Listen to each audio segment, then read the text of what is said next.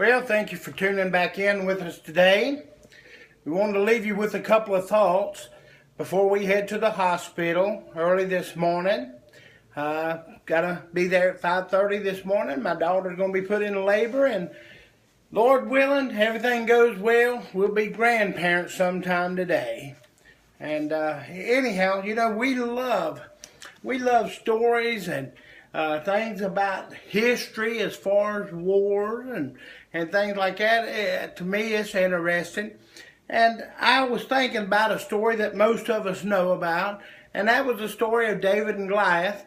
It was coming out of 1 Samuel 17:30, and it was about the Philistines and Israel. One was on one mountain on one side, one was on the other, and a big valley in between them.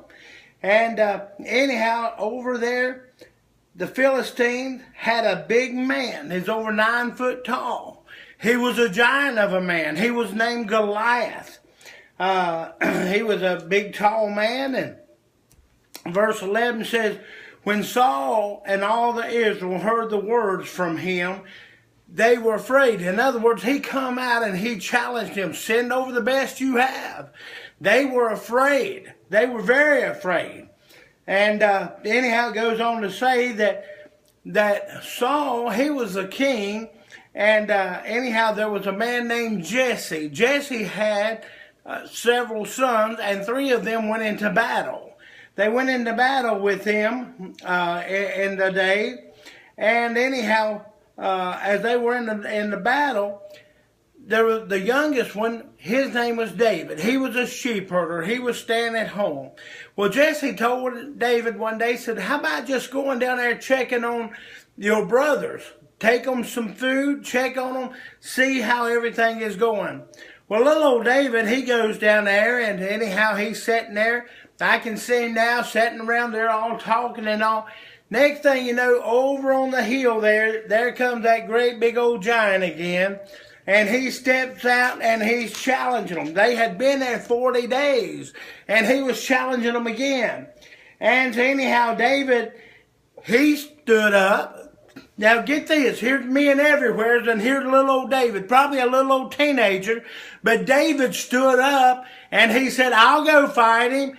And his brothers and all of them told him, no, you can't do that. You're not prepared. And so anyhow, Saul said, well, if you're going to do it, here, put on all this armor and stuff.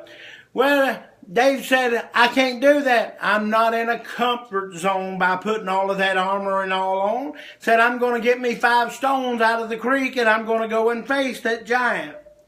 The giant, I can see him now. He's standing there looking at this little old bitty kid that's coming out there to fight him. And that little old kid there, you know what he done? Here's what I like. Verse 45. Then said David to the Philistine, thou comest to me with a sword and a spear.